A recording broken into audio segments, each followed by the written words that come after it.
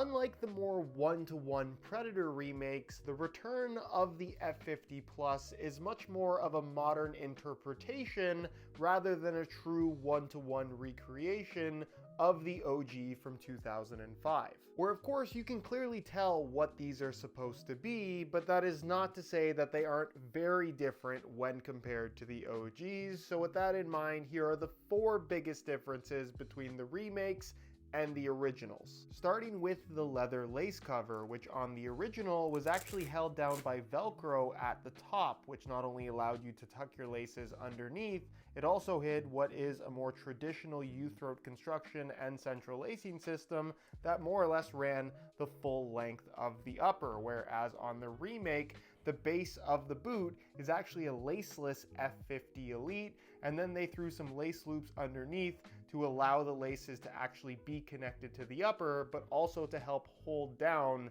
the leather lace cover. The F50 Plus is known as the F50 Spider for obvious reasons, where on the original, the spider web would have either been a rubber overlay like you see here, or actual stitching as it was on the boots worn by Santiago Munez in the Goal movie. However, on the OG, you can see how thick the rubber webbing actually is sitting on top of that textile base, where on the remake, the pattern itself is a little bit different, but the rubber, while still very grippy on the ball, is significantly thinner and generally just more streamlined. As far as stud patterns go, the difference is quite obvious. Classic TRX blades versus more or less the same stud pattern we've had on every Adidas boot since 2010. With the actual sole plates being another major difference, where of course the new one utilizes the F50 Sprint Frame 360 setup versus the OG actually had a split sole design with all the structure